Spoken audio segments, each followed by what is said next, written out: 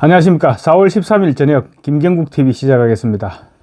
어쨌거나 총선은 민주당의 압승으로 끝났습니다. 그런데 총선 승리에 취해 있을 이재명과 조국, 그리고 거기에 숟가락을 올렸던 문재인, 과연 웃기만 할 수 있을까요? 총선이 끝나면서 손잡았던 세 사람의 사이에도 균열이 생길 수밖에 없을 것이고, 예상외로 그 시간은 빨리 올 것입니다. 우리 모두 알고 있고 본인들도 알고 있는 사실입니다. 이제 막 총선이 끝났으니까 아직까지는 공조를 얘기하겠죠. 그렇지만 머지않은 시기에 아마 파열음이 터져나올 것입니다. 이재명과 조국, 민주당과 조국혁신당은 이제부터는 경쟁관계입니다. 궁극적으로는 야권의 주도권을 둘러싼 전쟁이 불가피한 관계라는 것입니다. 과거 문재인과 이재명이 경쟁해서 아직까지도 불편한 관계를 유지하고 있는 것만 봐도 그 경쟁이 얼마나 치열한 것인지를 알 수 있습니다. 두 사람 모두, 이재명과 조국 두 사람 모두 사법 처리를 앞두고 있습니다. 다만 더 마음이 급한 쪽은 조국이겠죠. 대법원 합의 3부에 사건이 배정됐고 빠르면 올여름 최종 결심이 내려질 가능성이 높습니다. 대법원 최종 선고를 앞둔 조국은 대법원의 판단에 영향력을 행사하기 위해서 22대 국회가 개원되기가 무섭게 아마 강력한 드라이브를 걸고 났을 것입니다. 이 부분에서 이재명의 민주당이 조국과 맞잡은 손을 얼마나 보조를 맞춰 흔들어 줄 것이냐, 이 부분이 1차 관문이 될 전망입니다. 첫 번째 시험 무대가 올라가고 있습니다. 일단은 조국이 먼저 이재명의 심기를 건드리고 있습니다. 이번 총선 최대의 수혜자인 조국과 조국혁신당 당선인 12명은 15일 경남 양산 평산마을로 가서 문재인 전 대통령을 예방하고 인근 김해 봉화마을에서 1박 2일 워크숍을 열 계획입니다. 당선인 워크숍을 통해서 당 지도체제 구성 방식과 22대 국회 원내 전략을 논의할 계획입니다. 그렇지만 굳이 워크숍을 봉화마을까지 내려가서 가지는 이유가 따로 있을 것입니다. 핵심은 조국혁신당이 친노 친문의 정통성을 가지고 있다. 이 부분을 강조하기 위한 것으로 볼 수 있을 것입니다. 이재명의 민주당은 공천 과정에서 친문과는 완전히 담을 쌓았습니다. 그래서 조국혁신당이 친문의 맥을 이어가고 있다. 이 부분을 선포하려는 의미라는 분석이 가능합니다. 지금 민주당은 이재명계가 완벽하게 당을 장악했습니다. 그렇지만 야권의 뿌리로 볼 때 친노 친문은 무시할 수 없는 세력입니다. 조국 대표부터 시작해서 조국혁신당은 사실상 친문 세력이 주도하고 있습니다. 이재명 대표 입장에서 볼 때는 언제든지 반명 내지 비명 세력의 구심점으로 될 수 있는 세력이 바로 조국혁신당인 것입니다. 조국혁신당의 목표는 원내 교섭단체 구성입니다. 현재 교섭단체 구성 요건은 국회의원 20명입니다. 원내 교섭단체에게는 국고보조금 총액의 50%를 균등 배분하게 됩니다. 당장 정치자금 사정이 여유로워지겠죠. 그만큼 당 운영과 활동이 자유로워지는 것입니다. 국회 각 상임위와 특위에 간사를 둘 수 있고 또 여야 협상 테이블에도 같이 참석할 수 있습니다. 비교섭단체일 때와는 비교가 안 될 만큼 목소리가 높아지는 것입니다. 지금 조국혁신당은 12석입니다. 교섭단체가 되기 위해서는 8석이 더 필요하죠. 그래서 더불어민주연합으로 당선된 각 당의 당선인 수를 이렇게 계산해 보면 진보당이 지역구 1명을 포함해서 3명, 그리고 새미래 기본소득당 사회민주당이 각 1명입니다. 그래서 6석입니다. 이들이 모두 합류한다고 해도 2명이 모자라죠. 일단 이준석의 개혁신당은 같이 하기가 힘들 것으로 보입니다. 그렇다면 이제 당내에 남아있는 시민사회 추천으로 더불어민주연합을 통해서 2명이 당선되었습니다. 그렇게 합치면 8명이 조국혁신당의 교섭단체 구성 연대 대상에 오를 것이다. 이런 전망이 가능해집니다.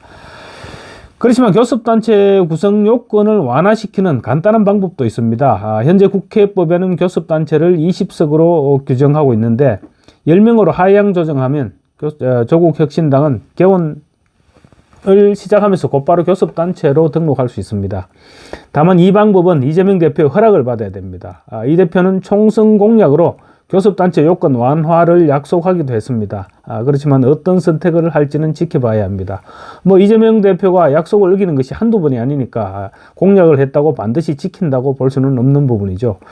이 대표 입장에서는 교섭단체 요건을 완화시켜 줄 경우 교섭단체가 되는 조국 대표에게 너무 스포트라이트가 집중된다. 이런 부분이 부담스러울 것입니다. 그리고 또 원내 주도권도 일부는 양보해야 됩니다. 그렇지 않아도 반윤석열 경쟁에서 지금 조국혁신당의 선명성을 빼앗겼죠. 그런 상태에서 교섭단체로까지 만들어줘서 의사 일정을 협의하는 데 같이 협의를 하고 키워주는 것은 이재명 대표 입장에서 볼 때는 굉장히 성가신 일일 수도 있습니다. 조국 혁신당의 원내 교섭단체 추진 과정에서 이재명 대표가 어떤 입장을 취하느냐, 여기에 따라서 조국과 이재명의 향후 관계의 일단도 엿볼 수 있을 것 같습니다. 벌써부터 친명과 이재명의 핵심 지지층, 그러니까 개딸들 사이에서는 조국 대표가 이 대표의 대권 과도에 걸림돌이 될 것이다, 이런 우려가 팽배해지고 있습니다.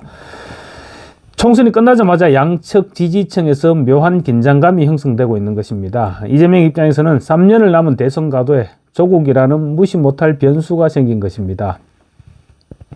이번 총선에서 보여준 조국 혁신당에 대한 비례대표 지지율이 더불어민주연합에 육박했고, 특히 호남에서는 조국 혁신당이 더불어민주연합을 앞섰다는 부분이 신경 쓰이는 부분일 것입니다. 호남 유권자들은 언제든지 조국을 이재명의 대타로 선택할 수 있다, 이런 생각을 투표를 통해서 나타낸 것입니다. 친명계에서는 그래서 벌써부터 조국을 견제하고 있습니다. 조 대표는 대법원 판결을 앞두고 있어서 경쟁자라고 말하기도 이런 상황으로 본다. 대법원에서 2심 판결이 그대로 유지될 가능성이 높은데 대선에 나올 가능성도 희박하신 분이 과욕을 부리는 일은 없을 것으로 본다. 이런 식으로 지금 선을 긋고 있습니다. 쉽게 얘기하면 조국은 대법원에서 구속시켜버리면 끝이다, 이런 얘기인 것입니다. 개딸들 사이에서는 민주당에서 조 대표의 정치적 입지를 밝히는 발언조차 경계하는 분위기입니다. 서울 중성동갑에서 당선된 전현희 전 의원, 라디오 방송에서 이런 얘기를 했다고 혼쭐이 나고 있습니다. 무슨 얘기를 했냐면요, 이 대표 혼자만으로 차기 대권에서 우리가 반드시 승리한다고 보기도 어렵다. 조 대표와 시너지 효과를 내면서 서로가 경쟁하고 협조한다면 국민의 선택을 받는 가장 유능한 분이 또 야권의 대선 주자가 돼서 오히려 야권의 당선 확률을 더 높이는 그런 역할을 할 수 있지 않을까, 이렇게 얘기했던 것입니다. 당연히 개딸들 입장에서는 발끈할 수밖에 없는 발언이죠. 그래서 거의 수박 차원의 배척을 당하고 있습니다. 개딸들은 당신이 좋아하는 조국당으로 가라. 조국은 민주당이 아니다. 민주당 사람이 아닌 조국당 당수를 감히 민주당의 대선 주자로 취급해주나? 친문이니까 감시 대상이다. 이런 격앙된 반응을 쏟아내고 있습니다. 이런 경쟁과는 별개로 조국과 이재명, 그리고 문재인에 대한 사법적 심판도 지금 재개됐습니다. 총선에서 이겼다고 끝난 것이 아니라는 말입니다. 더 큰 위기가 기다리고 있습니다. 조국은 지금 항소심에서 징역 2년을 선고받고 대법원의 최종심이 남았는데, 총선 직후 지금 대법원 합의 3부로 사건이 배당되었습니다. 그래서 보통 4개월이면 결과가 나오는데 유죄가 확정되면 조국은 그걸로 끝이죠. 조국은 일단 대법원 합의 3부에서 의견 일치를 보지 못하고 전원 합의체로 넘겨져서 일부 무죄 취지로 파기환송되는 그런 최선의 결과를 기대하고 있습니다. 만약 조국의 뜻대로 될 경우 이재명 입장에서는 엄청난 경쟁자를 만나게 되는 셈입니다. 이재명의 사법 리스크 역시 아직 진행형이죠. 이재명은 총선 과정에서 사법 리스크에 대한 법적 대응에는 사실상 포기한 듯한 행태를 보여줬습니다. 재판에 불응하고 지각하는가 하면 재판부에 대해서 자극하는 말까지 마다하지 않았습니다. 유무죄를 다투는 상황에서는 있을 수 없는 얘기입니다. 그러니까 법리상으로 볼 때 무죄를 받아내기는 힘들다, 이렇게 판단한 것으로 보입니다. 유죄가 확정될 경우 본인 말 맞다나 50년형은 좋게 선고될 만한 그런 범죄 혐의를 받고 있습니다. 그래서 지금 이재명 대표 측에서는 정치적 해법에 올인해오는 것입니다. 2026년 대선 후보 선출 때까지만 대법원 확정 판결이 내려지지 않으면 끝이다, 이런 생각을 하고 있는 것이죠. 일단 총선에서 압승했으니 한 단계는 넘어섰다고 생각할 것입니다. 앞으로 판사들을 압박해가면서 계속해서 재판을 지연시키는, 아마 2026년 6월 아니면 이재명 대표 입장에서는 그때까지 2026년 초까지 대법원에서 확정 판결이 내려지지 않을 경우 민주당의 후보 선출 일정을 앞당길 가능성이 높죠. 물론 당헌 당규에 정해져 있지만 그거야 당헌 당규를 개정해버리면 그만이니까요. 어쨌거나 그때까지만 버티자. 그래서 계속 앞으로 판사들을 압박해가면서 계속 재판을 지연할 것으로 이렇게 볼 수 있을 것입니다. 유시민 전 노무현 재단 이사장이 방송에서 이재명과 조국을 감옥에 보내버리면 끝나는 일이다, 이렇게 말한 대목도 눈여겨볼 필요가 있습니다. 이 말은 결국 사법부를 향해서 니들이 이재명과 조국을 감옥으로 보낼 수 있는지 보겠다, 이런 일종의 협박인 셈입니다. 그렇지만 이제 막 시작된 대장동, 백현동, 위례신도시, 성남FC 후원금 의혹과 관련한 재판과는 달리 선거법과 위정교사 혐의에 대한 재판은 조만간 1심 선고를 앞두고 있습니다. 1심 재판이 아마 거의 지금 마무리 상태입니다. 재판 내용도 이재명 대표에게 극도로 불리하죠. 이들 재판을 통해서 정치적 해법을 마련하겠다는 고리만 끊어버리면 이재명은 무너질 수밖에 없습니다. 특히 위정교사는 유죄가 인정되면 중형 선고가 불가피한 그런 범죄입니다.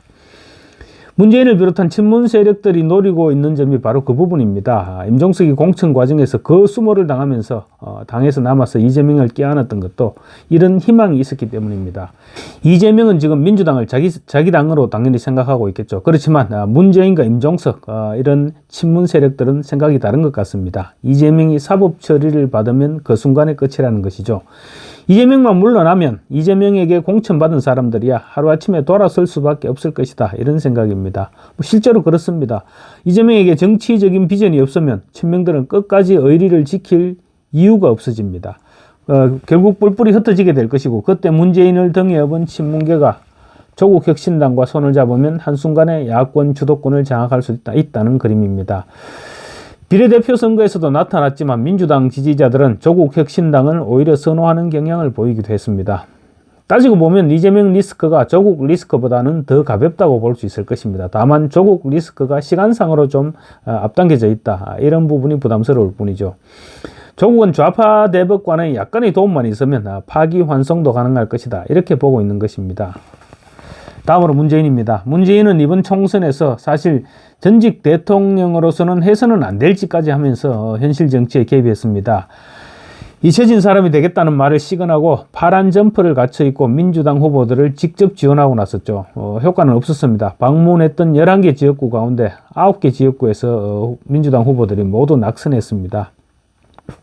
심지어 자택이 있는 양산에서도 가벌 지역구 모두 낙선했습니다. 한석도 건지지 못했죠. 그러니까 영향력을 과시하는 데는 결국 실패한 것입니다. 오히려 보수 지지층을 결집시키는 역풍을 불러일으켰다고도 볼 수 있을 것입니다. 문재인 역시 아직은 아니지만 잠재적 피의자입니다. 전 사위 특혜 취업 의혹으로 당시 경호처장까지 총선 전에 이미 소환 조사를 받은 상태입니다. 조만간 본인과 부인 김정숙 씨에 대한 조사도 불가피해 보입니다.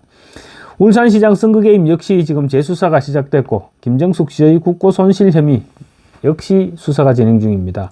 전직 대통령으로서 국론을 분열시킨다는 비난에도 불구하고 무리해가면서까지 총선에 직접 개입할 수밖에 없었던 배경으로 추측됩니다.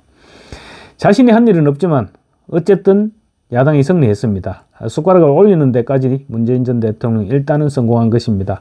이제 다음 목표는 친문 진영에서 야권의 주도권을 잡는 것이라고 볼 수 있을 것입니다. 문재인 입장에서는 이재명의 민주당에 자신의 운명을 내맡길 수 없다, 이런 생각도 할 것입니다. 검찰에서 소환하고 사법 처리가 시작될 때 이재명은 언제든지 손을 놓아버릴 수 있다, 이런 걱정을 하지 않을 수 없기 때문입니다. 그래서 총선 때부터 조국혁신당을 노골적으로 지지했고, 개딸들로부터는 책방 늙은이라는 소리까지 들었죠. 이제 이재명과 조국, 문재인은 사법 리스크라는 각자의 부담을 안고 야권 주도권이라는 밥그릇을 둘러싼 경쟁을 시작했습니다. 일단은 이재명이 지금 앞서가고 있습니다. 그렇지만 한 고리만 끊어지면 이재명은 물론이고 와장창 깨어질 수 있는 것이 현재의 야권입니다. 그래서 국민의힘이나 보수 진영에서 총선 패배에 너무 위축될 필요가 없다는 것입니다. 우리는 이제 바닥을 쳤지만 저들은 이미 꼭지점에 올라가 있는 것입니다.